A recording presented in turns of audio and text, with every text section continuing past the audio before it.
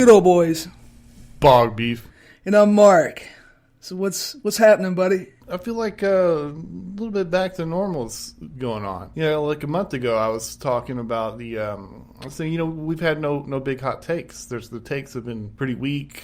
Tepid. Yeah, it's nothing happened. But, Americans, we persevere. We dig deep, and now we're getting back normal. I've seen at least 3 Gamergate articles in the past 4 or 5 days, major journals. Starting to see we're reevaluating the family again. We got looking for 18-year-olds that post TikTok videos. We're back. We're not reopened yet. This is not medical advice, but the weather's warming up, and so it takes. Yeah. You mentioned 18-year-olds on TikTok, and there was like a viral video of they were some kind of like Glee club or something. Kids just... This is a fraternity ritual. Okay. And so the video is filmed from the perspective of the girls. This is a serenade. I was in a fraternity, but on probation the entire time I was in college. Double secret probation.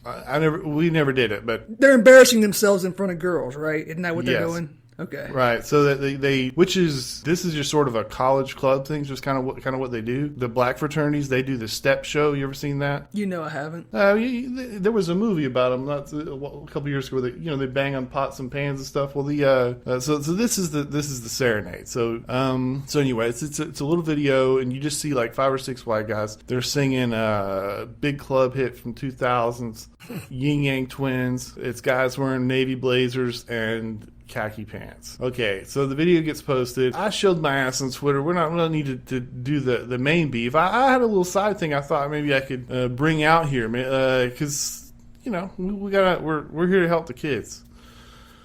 And maybe it kind of leads into our other stories here. The other story is there's lots of people. It's an innocuous video. A navy blazer and khaki pants is a thing that all kinds of clubs wear. It's public schools use this as a uniform. It does not denote that you are a zillionaire.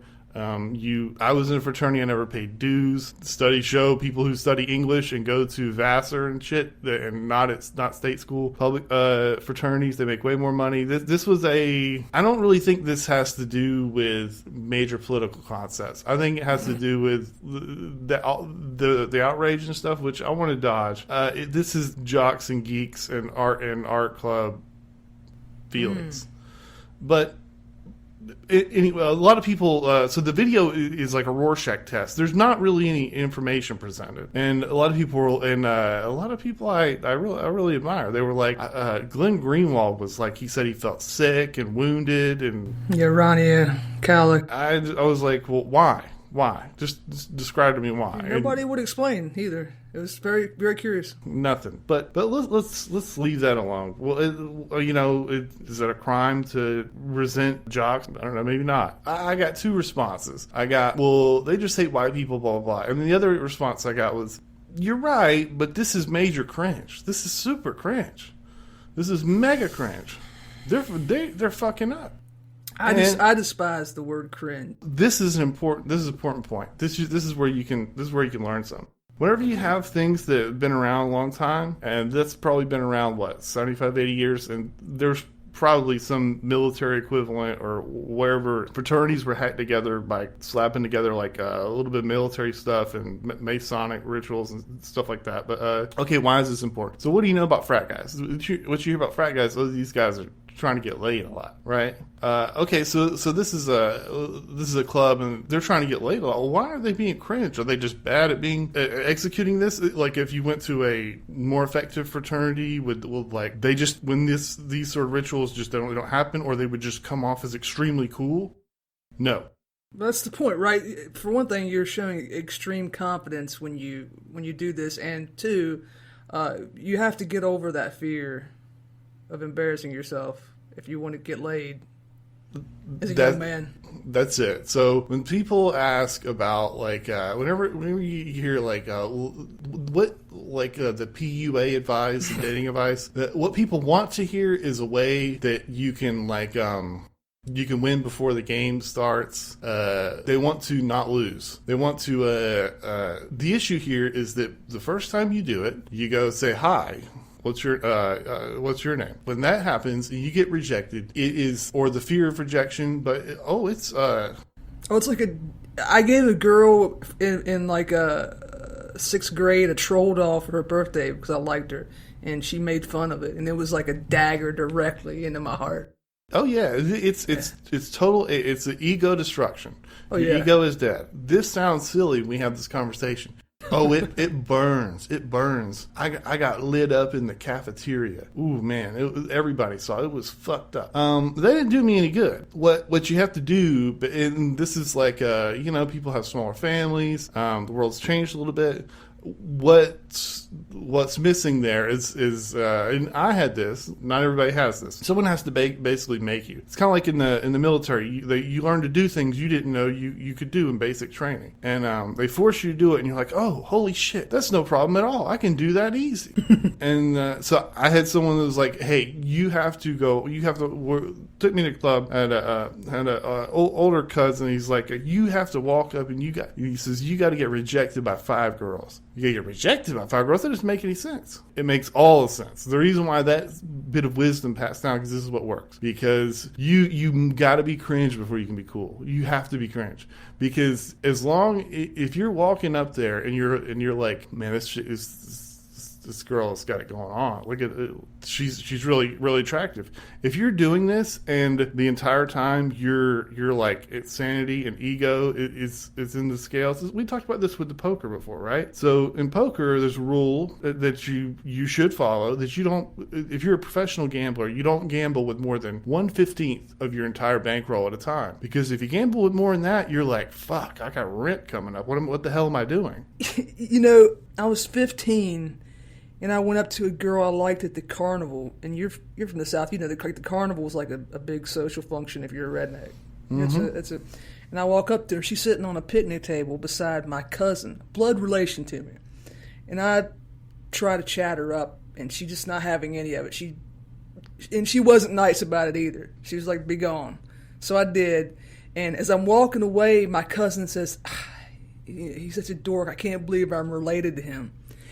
And you know how when something like painful happens to you, like you get terribly injured or you almost die, you get like that PTSD thing where like you never forget it. Oh yeah. Yeah. I could still smell the funnel cake in the air from that happening. Oh yeah, it's like the Matrix, man. It just the frame rate drops. I mean, it's you will, a little bit of you will live in that moment forever. It becomes funny after you finally like get a girlfriend, and like ha. It was.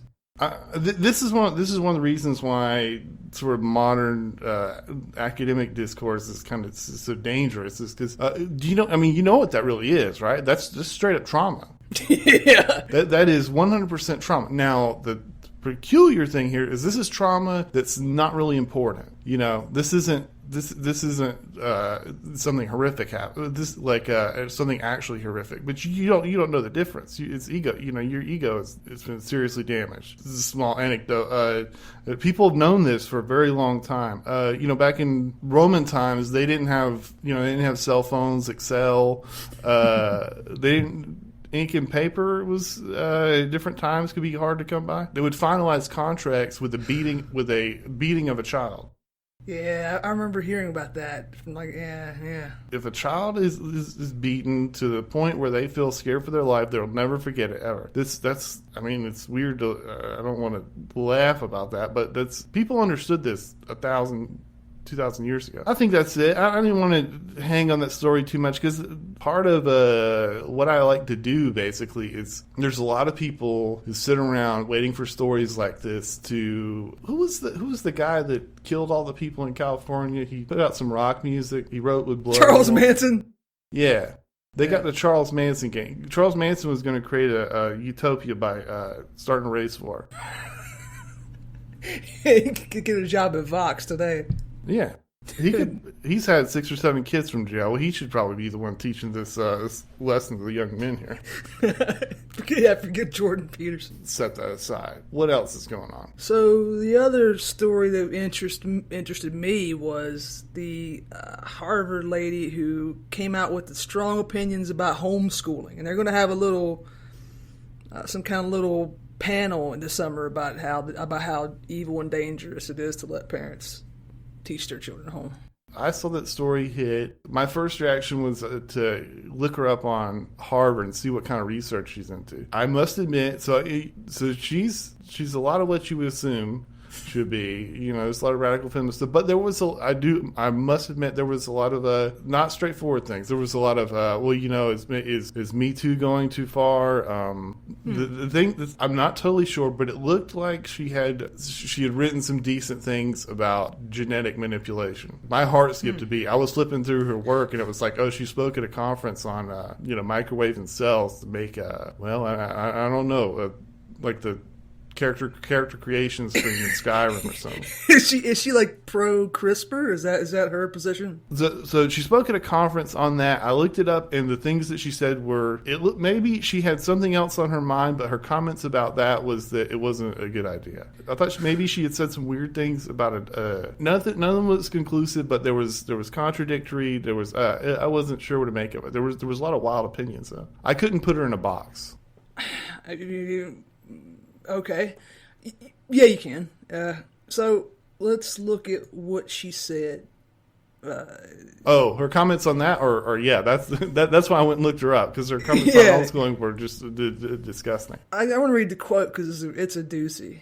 She says, to put it in context, she says that homeschooling is dangerous because people might not be giving the children the education they need to make it in the world.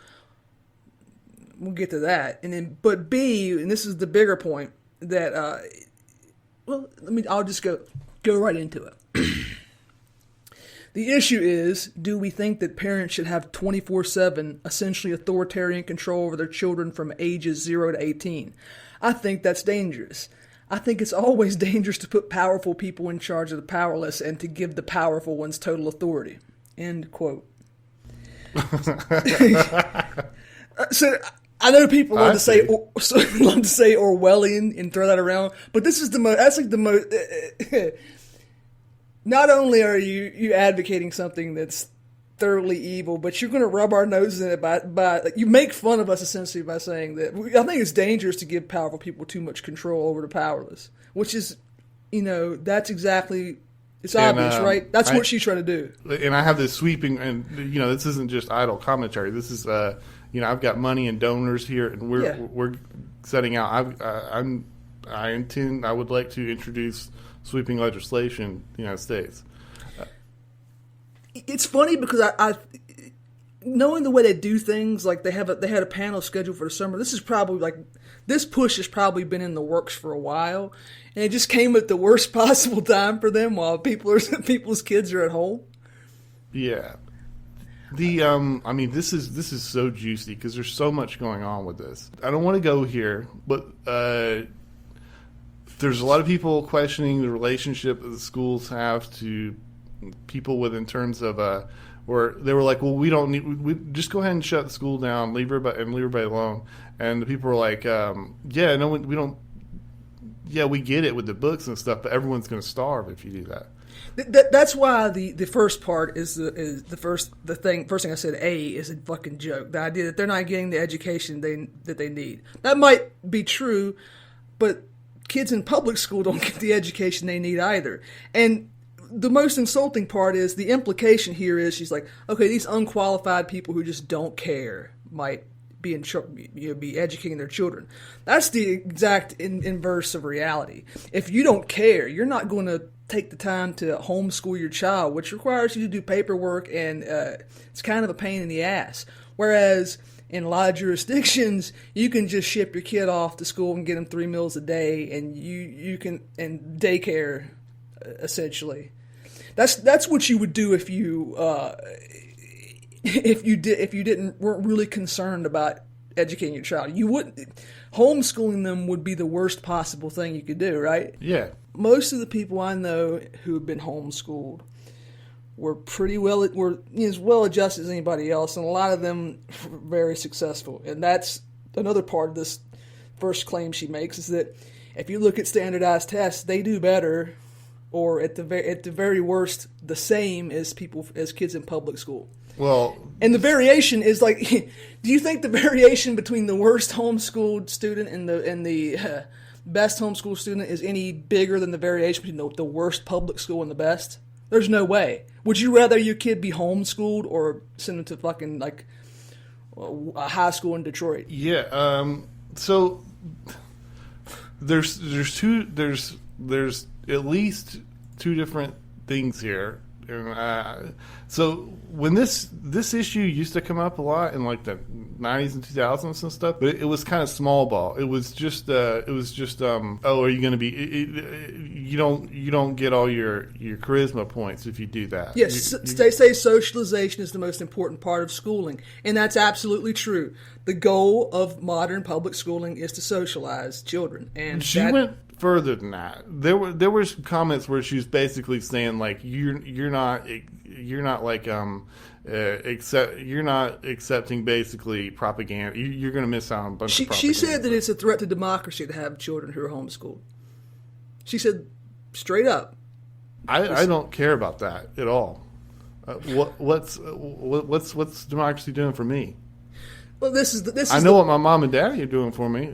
They did a lot. Every time I have ever gotten into a debate with somebody about homeschooling, every single time without fail, the thing that they go to is, as I said, that children don't get proper socialization if they aren't schooled.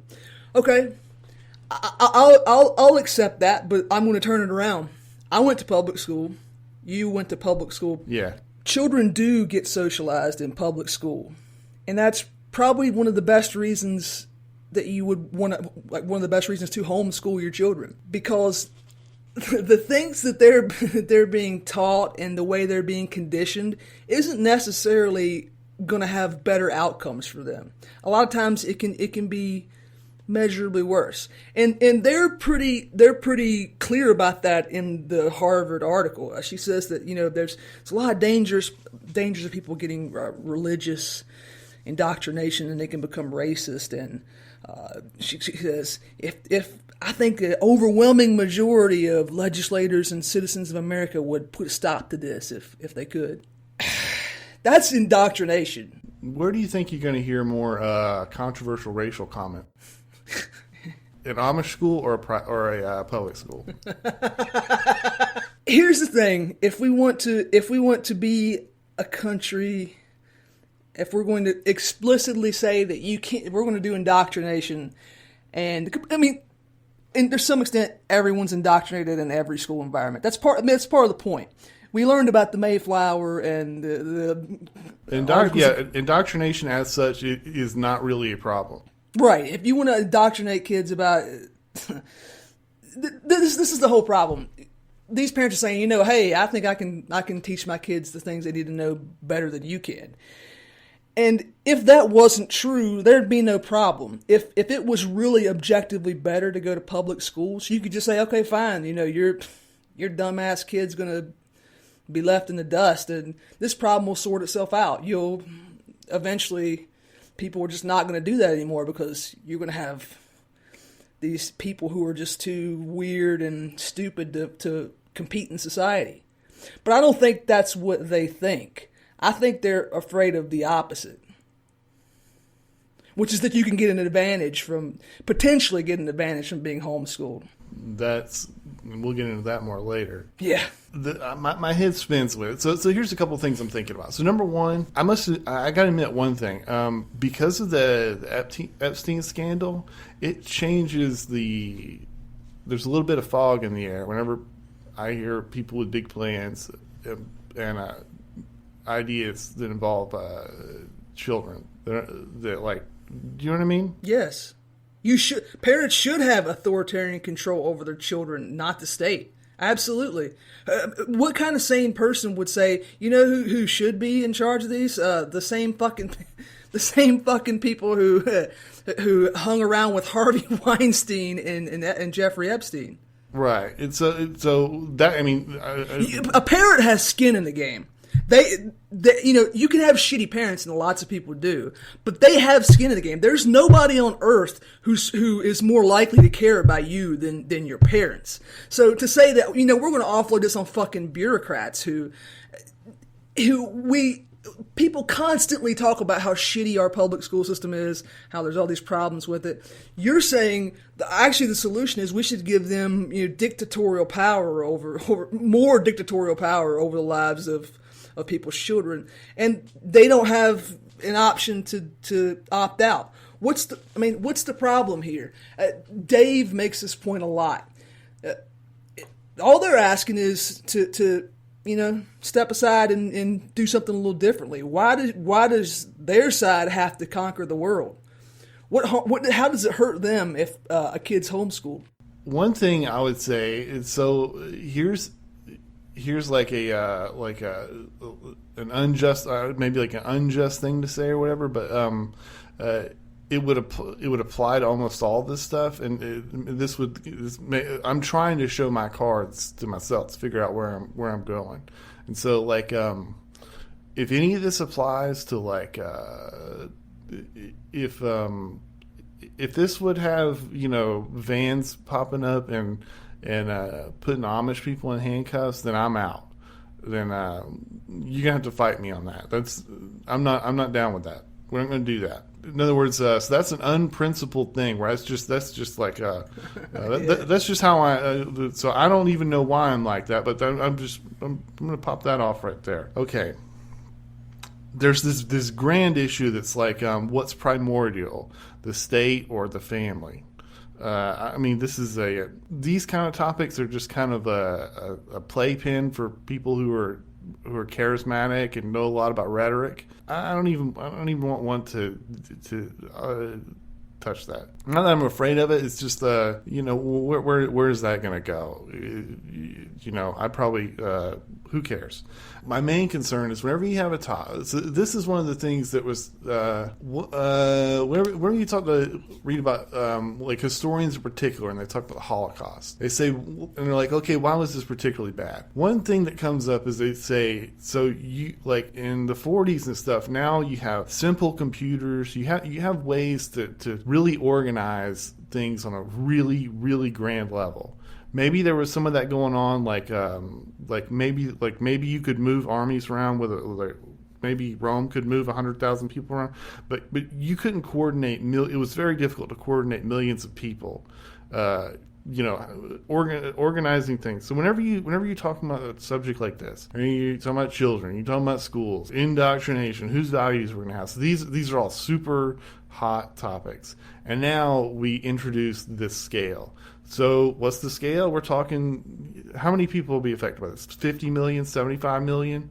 Just the kids, not just the parents. So the scale is imaginable. Here's another thing. There's a lot of topics I don't really care. Some people are like, guns is a distraction. Who cares? Well, everybody, it was a kid at one point. This is relevant to every single person in the universe. So everyone's involved. It's a super hot, it's super spicy topic, and this is on the scale of hundreds of millions of people. So what happens? You get stuff like there's going to be someone right now that's like, oh, you're going to leave me my parents? My parent was a monster. Yeah. My dad was he was the Austrian guy. Kept me in a dungeon in the basement. You're telling me you want me to die by him? No. I'm not saying that. I'm not saying that. Leave me the fuck alone. I'm not doing that. I'm not talking about you. We're talking about things at a scale where you just happen to be talking about super. I'm not talking about you. We're talking about this thing. Okay, where does my mind go next? Okay, incentives. Why does this want to happen? If this is a thing where it's like the answer that would make me go, oh God, thank you, and I just go cuddle up in my pillow and I sleep like a baby, is if someone said, oh yeah, they got a huge donation from a textbook company or the teachers union. They're worried about they're going to get less money soon. I'd be like, oh, thank God. Okay, we can play this game. This is fine. There's nothing weird going on. Now, the thing that's scary. So if that's not the incentive, then things would get a lot creepier for me. I don't know what would be the incentive, but it would be. Oh, come on. Yeah, you do. What did the Jesuits say? Give me the child and I'll give you the man, right? Right? Isn't that an old saying? Okay, but that's what they want. That's it.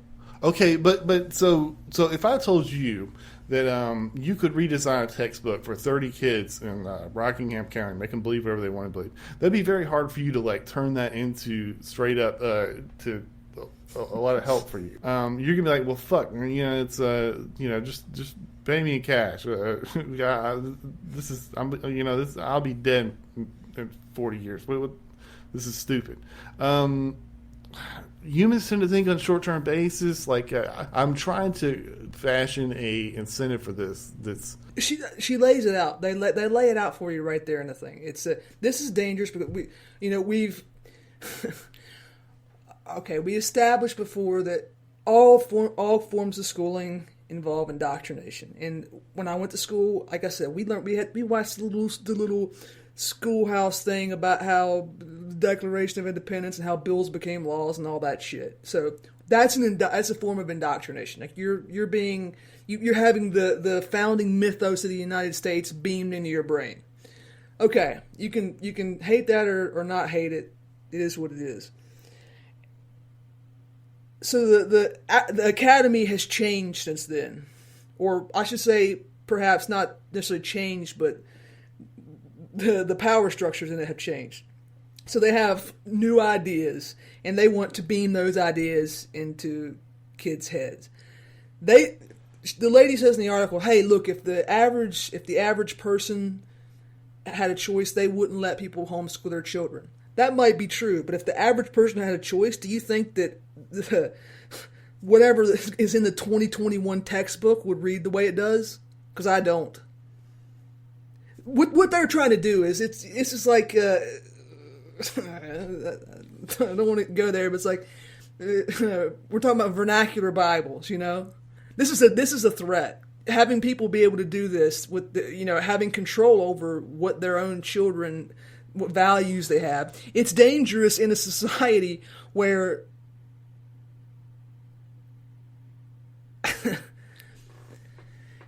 it's dangerous in a society where the prevailing values turn you into a consumer blob, because you're going to be less competitive.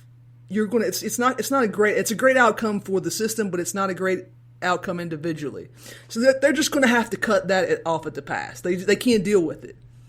And that is, I'm not saying that this is a conscious conspiracy theory, but this is just systems move in a certain way. They're going to point in a certain direction, and that's what it is. Now they've decided, hey, we can't allow even this small amount of dissent. This is perfect. So this is perfect. So let me use this and connect it to where we were the other thing we want to talk about. Okay, so this is a conversation. So the other thing is I don't know him super well, but there's a guy on Twitter, Logo Daedalus. I like his stuff. He's pretty controversial. He pissed people off. He's a wild guy, but he's a creative guy, and he comes up with some wild takes. 2 or 3 days ago, he was throwing out takes, and everybody was mad at him.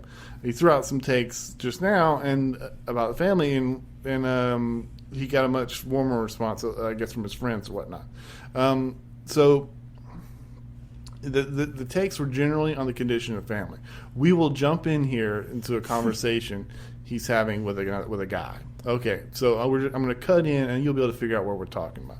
So a guy is talking to him, and yeah, if we're bringing up this guy, I guess he does a lot of stuff with Cantbot, and he writes books, buy books, or we're using him, this person, for content, I guess. Okay, so this guy's talking to him. He said, now we'll cut in. He says, "This is all cope. Yes, it is Lindy for people to marry young.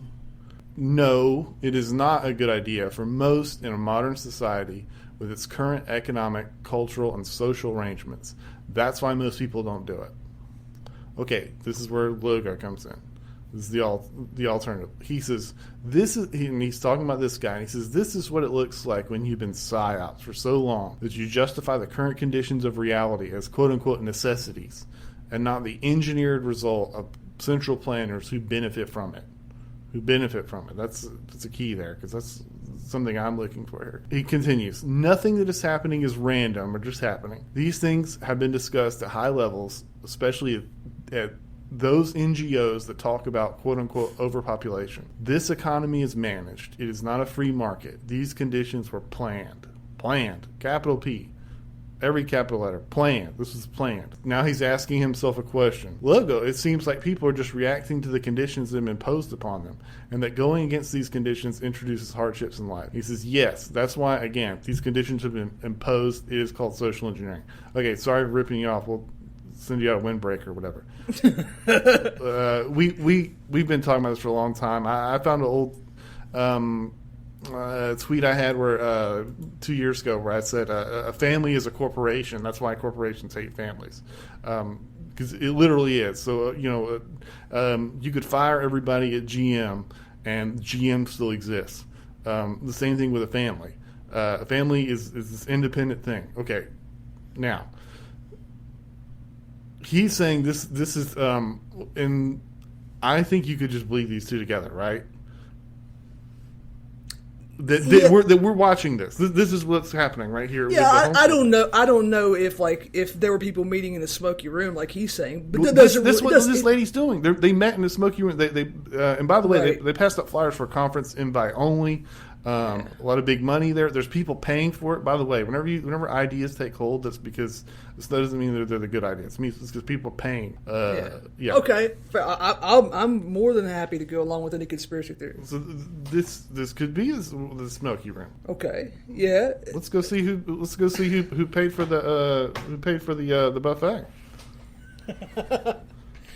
What Logo said about family, this is something that comes up with a lot with people on the dissident right. Kind of a permanent argument between the people who are quote unquote trad, right, and the people who are different flavors of the ideology. Yeah. So that's another thing that's going on. So I guess the big general argument that's going on is he's saying people should get married young. You just marry your high school sweetheart. That one's more controversial. There was a guy, so he had it out with some guy. The guy said, this guy says, no, this is bullshit. This is, number one, it's not trad. Number two, trad is a fake sexual fetish. This is what I want to discuss. And so he presented all these materials, right? So I don't know what fan fiction accounts, whatever. And it's stories and stuff. And they include all this stuff. You would like, he's opening the door for her. He's gonna discipline her. He's gonna be in charge of her. They're not gonna be equals. This sort of thing, right? And this guy said, well, look at these materials. These were clearly produced as a sexual fetish. And it's right here, so this is proof. Okay, this is very easy for me to fucking... I'm knocking this one out of the park. Okay, so there's this word. This topic it's always been around. The topic is trad. You ever read the old Greek stuff and the old Latin stuff? Well, they have a word for this word debauchery. Yes.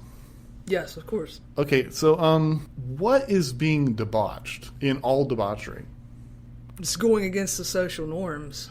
So you need a trad girl. You need the virgin. You need this conservative situation to be debauched. That's what's consumed. Yes, of course they're producing this stuff. This is the coal that's consumed. This is the life that's eaten up. That's the whole fucking point. Like you don't have, if everyone is just a Reddit guy and a pansexual whatever, then there's nothing. There's no Marilyn Manson without Christianity. Dracula, you're consuming this. We consume this as we live. This is like this. Like if you're undead, you're sort of like you're hanging on. The erotic part is that you're not supposed to be doing it, and that can't happen if there's not social conventions in place to prevent people from doing it. So yeah, it doesn't make any sense. I know the guy. Yeah, I know who you're talking about now. Yeah. Honestly, you should go watch Distributus. Distributus channel on YouTube. He's got an excellent video about Don Juan about this, and it's really good. I think it's about ContraPoints in Don Juan, so it's a yes, and this is the same thing. Like you like I know like because. The idea, it's like, oh, you're a pussy. You never had any fun. This is all bullshit. You don't know your way around. We should no, you ruined Don Juan too. There's no Don Juan if he can't be an outlaw if you make this standard. This is bullshit. There's a great Twilight. I love the Twilight Zone, as everybody knows. There's a great episode where a guy, it's one of the classics, where a guy, he is a criminal, he's a bad guy, and he dies, and he wakes up in heaven, and this angel comes and shows him around heaven, and in heaven there's a casino, and he pulls the lever and he wins every time. He can rob every bank in heaven, and there's no guards. He never gets caught. He can eat all the food he wants. It's great.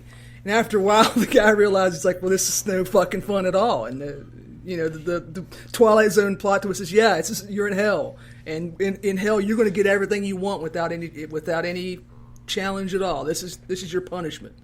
What does that tell you about desire and transgression? So I saw you talking. This wasn't a debate or anything. It was just banter going on, and they were talking about do men like being men?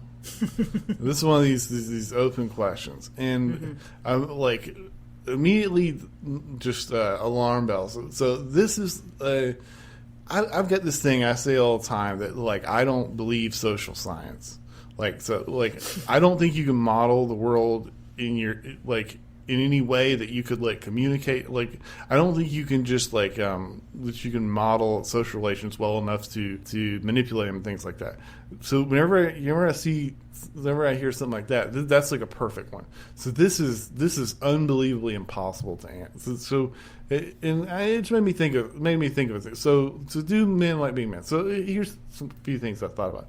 So number one, this is something like imagine you're in the major league. You play baseball. You ever see these angry interviews with these coaches and stuff where people embarrass themselves? We had them. We knew what they were. So this is somebody. So when they were in middle school, they started running with the ball. They had the right moves. They were the captain of the football team. They rocketed their way through college. Football has given them everything. I like to do baseball better, but baseball has given them everything. So they worked their way up. They were the best everywhere they went. They could have had great seasons where let's say you're a pitcher and you've lost 7 straight games, you fucking hate baseball. You fucking hate it. There's, how do you is there a way, like, my brain doesn't have an ability to say, does this person like, do they like baseball? I don't know. It's you need a fourth or fifth dimension to think about that. Here's another one. So what old guys at the VFW? I don't know if people know what that is. I've never been there. You ever see pictures of Europe, Italy, Mediterranean? Old guys sit around on benches and they talk. They talk about, like, great things that happened, like times when things were easy, when they were kicking ass. I think the model of that would be the Napoleon Dynamite, the Uncle Rico or whatever. Yeah. Uncle Rico is like, it's intolerable, right? It's like, this is not human. No, they talked about they get big warm smiles around. They talk about when everything sucks shit. Mm-hmm. And they loved it.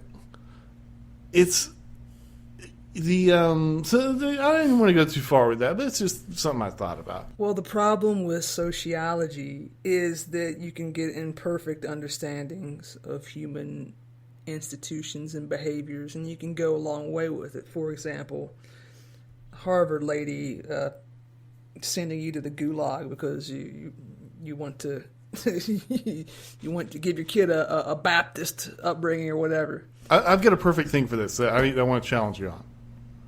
Okay, so we talked about this. So you talked about this before. There was a lot of discussion people were discussing that on my thread for it, and I've never said anything about it because basically, so whenever this comes up, there's more of the family stuff.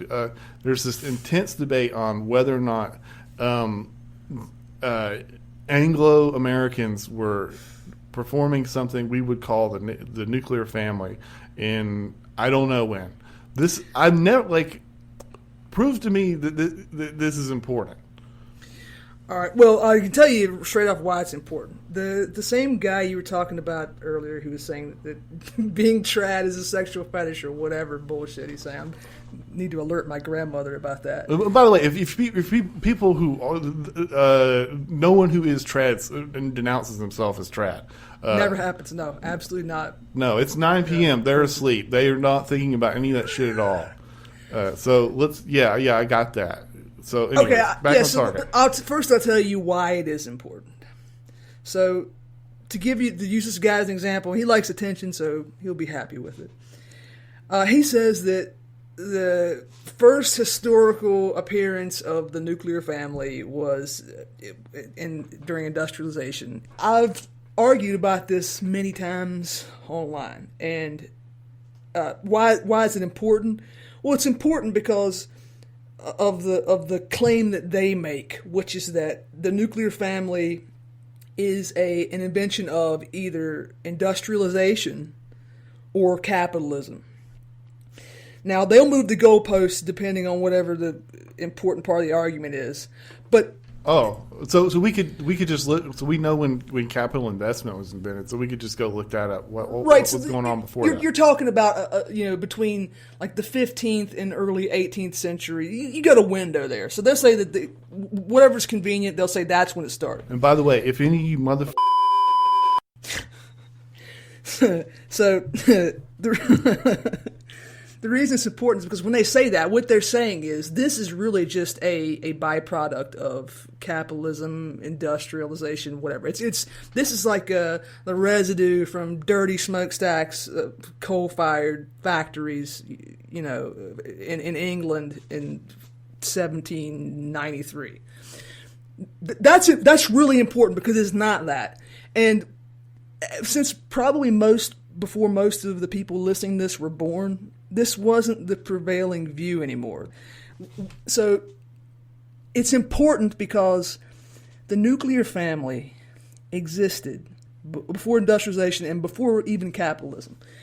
And I don't usually do this because A, I'm not qualified, and B, you don't tune in for this. But for this, I'm going to, because I about 3 or 4 times now I've had people just say, no, you're wrong about this. So I'm going to give you a little taste of Peter Laslett. He's writing this in the late 70s, early 80s, I think. Don't quote me on that. Northwest Europe, especially the British Isles, the Low Countries, etc., is what he's talking about here. Quote, in this cultural region, family groups had been simple in composition and quite modest in size for many centuries before industrialization. The kin composition of the English family group was much as it is today in the 16th century, and had been so since the 1300s, the 1200s, or even earlier. The family structure I have just described was at its most homogeneous in England, the Low Countries, less so in Germany. France, it seemed to have been divided. Why is this important? Capitalism and industrialization could not have created the nuclear family because it existed before those things happened. All right? Pretty much anytime you get into an argument about the nuclear family, you're going to be told that there's a direct causal link between capitalism and the way that people in, let's say, the United States, England, organize their families today. Which means that if you aren't a fan of capitalism and you wanted to revert back to a more traditional way of living, then you would get rid of the nuclear family. But that's It's not how it works. So why did this happen? Couple things while we're on this way. So number one, this is the way I work, and you see me. I would never touch this. So I wouldn't touch this. There's a couple reasons. So number one, the more people, or the more time people spend in college, the more time that they have the other view. Does that mean like, oh, I really respect that? No, it just means they're gonna. So I'm gonna be trying to cite sources of these people, and I know that what they're really citing is that Sex at Dawn is written by two old swingers. Shout out to Doug Henwood, by the way. Yeah, I agree. Some of them are like that, but also some of them are trying to make a political point. And if we were having this discussion with the Marxists, they would say, but Mark, none of this matters because I'm talking about the bourgeoisie, nuclear family, and not what you're talking about. Okay. You've seen that happen a lot, right? Right. Yeah. Well, that's I got an old joke for this, and I want to break it out before we continue. Yeah. And you know where I'm going with it. It's this old corny joke. It's a guy who wakes up. He's locked in a prison cell. It's just solid concrete walls. Floor, every wall, ceiling, concrete. No doors, no windows, nothing. And only thing in there with him, on the wall, hanging, is a mirror. So how does he get out? Well, he looks in the mirror. He sees what he saw. He uses a saw to cut the mirror in half. He puts the two halves together to make a hole, and he climbs out through the hole. So I got it's not just, the nuclear family. You do the gender, race, whatever. You play these fucking word games, and it's right. So there's a part of this, and this that I just kind of got frustrated with. And I was just there's the thing about this was a product of capitalism. So does that mean that this is tainted in a way that other things aren't? Because as I do think capitalism sort of unleashed. It was a Pandora's box that changed everything, and in a lot of ways they're not good. So is that what it's meant? I always get no.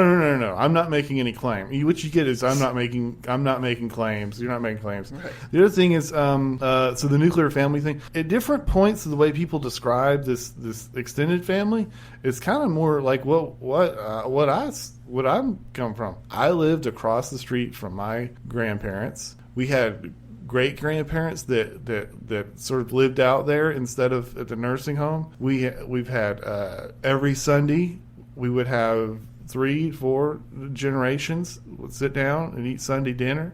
I'm an only child. My cousins were like my brothers. We spent all the time together. It didn't really matter if my grandma was taking care of us, my mom. Am I Italian or because so that was what's going on. However, at the end of the day, my mom and my dad lived in a house and they were in charge of me. So, but what I described to you, I say, fuck you, don't abolish the nuclear family.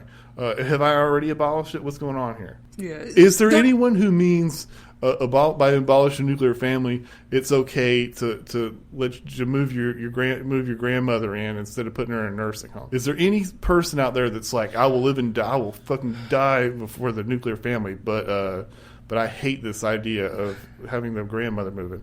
I don't believe that person exists. So this is all the games. Right. I mean, there are people who think that extended families are better than nuclear families. There's a lot of people in a lot of places in the world where that's how they do things, and more power to them. They should continue to do that. But it's rare it's rare you'll get criticism from someone on Twitter who they're saying, actually, what we need to do is we need to go back to the model where your mother-in-law lives with you and, your grandparents are all children in the same house. That's not usually what they're doing.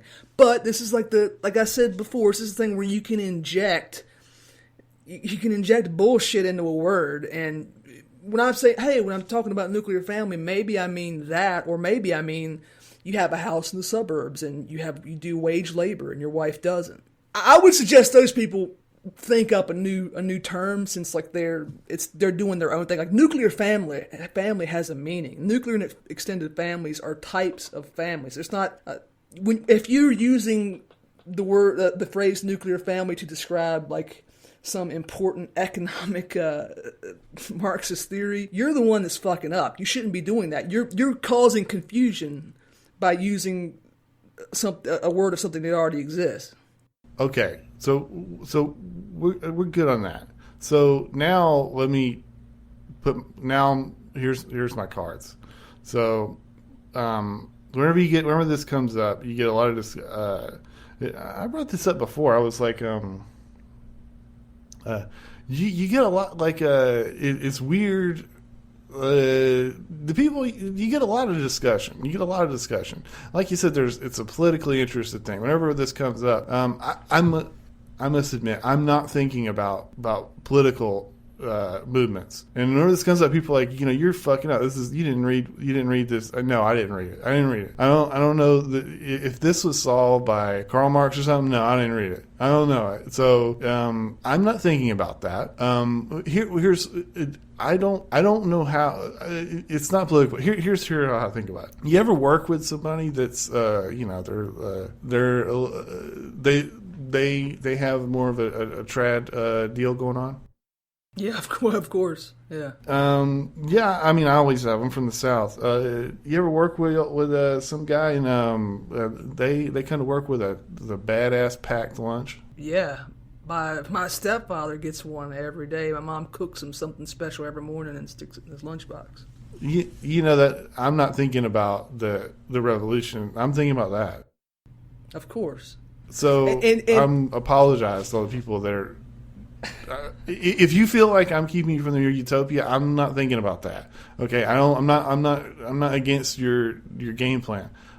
I want a sack lunch. This is where we get down to the brass tacks, and I talked earlier about the revisionist school and all that shit. Doesn't matter.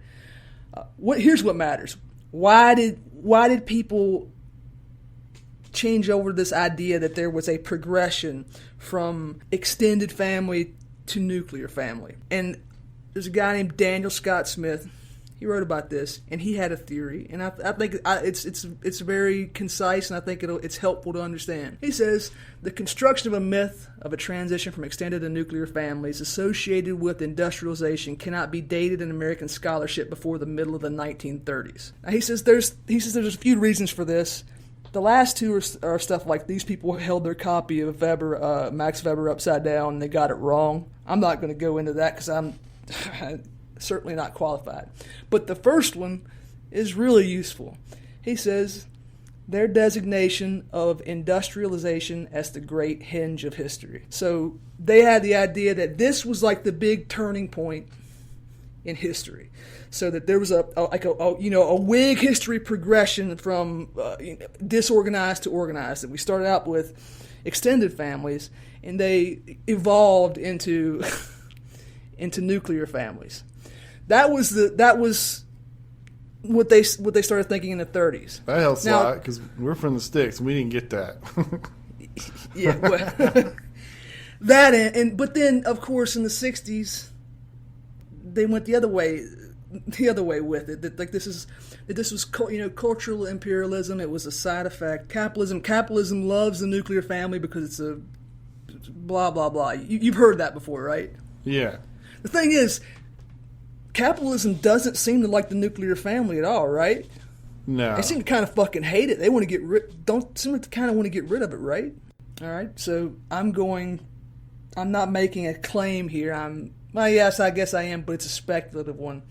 I'm not saying this is the gospel truth, but this is my theory about why you have every one of these arguments, and the thing that people realized that changed the way they viewed families throughout history. This is one place where I'm going to agree with some of our left-wing friends who say that the nuclear family creates inequality, right? That it's, there's imperialism here. It creates unequal outcomes for people. Yeah. It does. It absolutely does. Do you know why? Because objectively, cultures with nuclear families outcompeted the others at the start of the Industrial Revolution.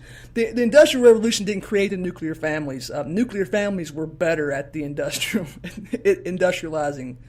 I've got and that's the problem, because if some people are doing it this way and some people aren't, well, we used to have a solution for that, like Indian schools. We would just force people at gunpoint to change. And I don't agree with that at all. I don't think we should do that. But you still have a problem if there's this one way of organizing that's better than others, and you can't, by virtue of every modern belief, you can't make value judgments about them. So you think this is just this could be someone trying to put a stick in your bicycle wheel? Yes, and not just for that reason, but because, hey, people who come from people who start families, they don't buy what were those little Nintendo toys, like the plastic Switch? thing? No, the little men. They were buying the little plastic. Oh yeah, like Mario. Fuck. Yeah. You probably don't buy a bunch of those if you have 3 kids. What are those called? That's a Reddit cut guy classic. That's what in the memes. Amiibo, something like that. No, something like that. It's they look like shit. By the way, Funko Pops, right? Funko Pop. Yeah, that's what There you go. that's what you play with, and your wife's boyfriend is railing her out. Yeah, so you're not gonna waste money on stupid stuff. Now you buy land and 4-wheelers and baseball mitts and a lot of times shit that gets passed down. Yes, that doesn't need to be replaced. And a lot of times, one of the people in the nuclear family is going to focus less on wage labor if they can, and focus more on other things. And that's a problem too, because you want that labor force participation as high as you can get it to keep wages down. Yeah, get out and get me some tax money. I'm not trying to cut a promo on extended families here, but like I am American of like Anglo-Teutonic stock. That is how I was raised, and so of course I think that's a better way to do things, because that's the way I grew up. That's the way if I'm lucky enough to have a family, that's the way I want to do it. And it seems to me that far from this is a huge benefit for capitalism, like it's a conspiracy that they invented in the 1950s to sell Coca-Cola, like you like to say. This is something that actually hinders what they want to do right now, and that's part of the reason why you have our favorite person, Sophie Lewis, is always talking about, hey, well, let's get rid of the family. There will never not be a market for people saying that. It's because this is not good for modern capitalism. A lot of these discussions they start on Twitter and stuff. You and Thoughton had been on we just had our first Patreon episode with Thoughton. You and Thoughton had been on Twitter before I did, right? Mm-hmm. Yeah, and so I came on and I started mixing it up. I can rant, I can get into it, and so she was telling me what people were saying. She's like, yeah. They're like, they said you're like a smart idiot. and that's good. I think that's perfect, because this is really how I think. So I don't wield big concepts. So I'm like a TI-83 that's overclocked. I don't have many moves, but at the level that I think of things, I know what I'm doing. This is a topic it's super meta. So when people say, well, yes or no, the nuclear family. Okay, so I always say, well, whenever things come up, I immediately go, relative to what? What else is there? Okay, so what else is there? In real life in America, there's basically, it's probably lots. There's a bunch of nuclear families. There's a bunch of single parent households with a single mom. Maybe dad's paying child support. Maybe he isn't. Okay, what's left? There's probably a lot of, I'm ignorant here, maybe there's a certain amount of recent immigrants or whatever that I don't have any problem with the extended family. When I think of it, it sounds like I don't know what other people are thinking of, but I feel like, I'm a Roman patriarch strutting around my plantation. There are all these people are living here. They wash my clothes and stuff. So whatever. I don't know who can afford that. I don't know who's doing that, but whatever. So that's what's here. A lot of discussions happen where, I assume they mean that that the single parent family is okay because that's the other alternative. And then you get, no, what the fuck are you talking about? Of course I'm not saying that. I'm talking about, like, the super theoretical thing that it's in this book. You fucking dumbass. Didn't you read all these books? What are you doing? No, I didn't read the fucking books. I didn't read the books. You're why would you just assume I know that you're talking about some Star Trek shit? Because I don't know what it is. You need to put a flag down there, get a trumpet, unroll a scroll, and say, hey, I've got some sci-fi stuff here in my pocket, and I'd like to advance it to the table. I come up with some really fucked up ideas all the time, right? And yes, I warn you. I say this is some crazy shit. Well, that's the whole Mott and Bailey thing, right? Where it's like you say, well, we're talking about the nuclear family, and so we're going to argue about extended versus nuclear and all this stuff. But really, what they're saying is we should abolish the family and just have single parent households, and we'll give everybody a government check to do this or that. That's the solved problem. That's a solved problem. So you can look up any statistic from CPS or whatever. Right. That sucks. It just doesn't do that well. I'm sorry. Of course, it's worse. Of course. By the way, has worse outcomes. I'm not talking down to anybody. You grew up with this to some extent. Hell yeah. So not talking down to you, but the outcomes are not as good in almost everything. Yeah. You don't have to tell me. I know. People say, "Well, my dad beat me up." Well, guess what? Now you got 6 or 7 boyfriends coming through beating you up too. It gets outperformed in everything. I'm sorry about that, and I would do anything to help this. But that's solved. I mean, that's done. It's dishonest. Like, they can't defend. Well, they can defend that in other ways, like saying it's about choice, but they don't want to do that. What they want to do is if you attack, they're attacking the family, and when you try to defend it, they're like, oh, so I guess you think that Italian people are just like orcs, right? I guess you think that everybody needs to be Ward Cleaver or the guy from the was it the Man in the High Tower?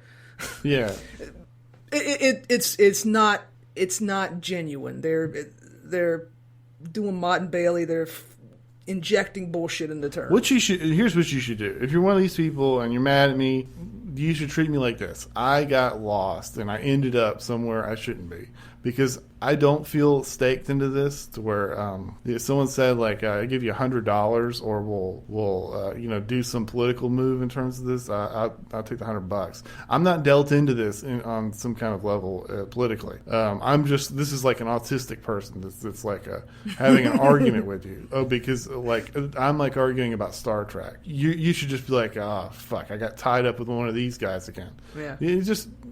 There is one thing I'd like to bring up because it's funny. Did you read Bronze Age Mindset? Yeah, I think I did like last year. So this is a peculiar part. So if you take it at a one angle, then on this level, when you say I prefer the nuclear family, you're you're a little bit more woke than based. This basically involves a little bit of empowerment of women. The Northern European woman, she's not as subject to other people. This is one way to look at it. This is one way to look at it. You've heard this described like this before, right? Yes, of course. Right. And so the idea is that, this is the Northern European woman. It's different. The Southern European woman is lorded over by her mother-in-law, which some of that did go on. Went on to Caesar's family. Caesar's mom was she's up in your business. Caesar's wife was trying to cheat on her, and she was up. The Plutarch says that she was she was up in her business all the time, and she couldn't actually do it because she's just on her. Anyway, so long story short, there's a bit about longhouse culture. I must have missed that. People talk about that. I don't know what that means. But anyways, his theory was that. You may tell you what it means. I don't know. Well, let's do that. But anyways, he had a funny theory that's short. He said the whole nuclear family. What nuclear family means is that American women don't want to live with their mother-in-law. That's it. He says you have the nuclear family because you can't get an American woman to live with her mother-in-law. She's not going to put up with it. That's funny. I like that. Well, that's the longhouse culture thing. That's kind of a more communal way. It's different from extended and nuclear. What do they mean longhouse? They're talking about Norwegians and shit? No, like Native American. I think it's just the idea that you have like more like. Children are raised more communally. Their political organization's different. It's kind of like it takes a village ideal. The problem with that, of course, is if you get in trouble, are your mom and daddy responsible for you? that would wildly vary between cultures. But that doesn't matter, though, right? I can be the asshole that says this. Like, it doesn't matter because none of the people who organized things this way made it. They all got like utterly destroyed everywhere. They're not around anymore for a reason. Well, like, and we're not making. I'm not making like a moral judgment per se. Like, I'm sure being a hunter-gatherer sounds like a lot better deal than being an early agriculture or early settled agriculture person. Is one more moral than the other? It doesn't matter because one group can destroy the other. So whether or not it's a better way to live, if you can't maintain your culture, your society, your family, none of this matters because you're going to be gone. I bought 75 acres in Montana. I've got a whole subreddit behind me. We're going to homeschool and we're going to go try this out. Are you going to stop me? Well, I'm not going to, no. Is that my right as an American? In theory, yes. Okay.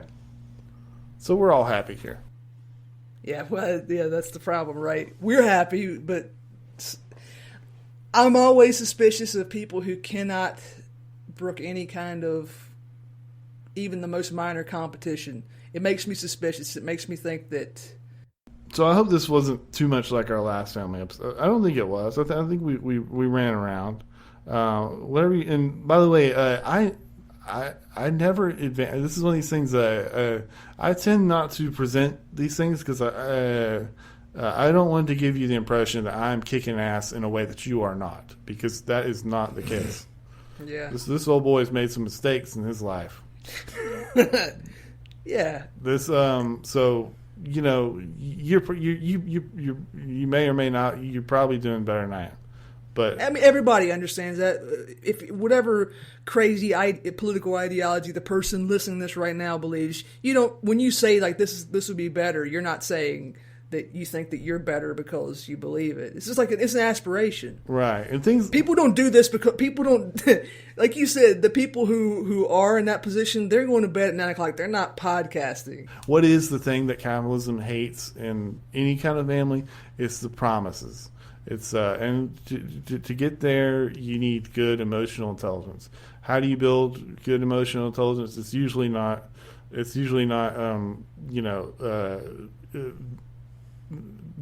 Recording podcasts, studying Marxist literature.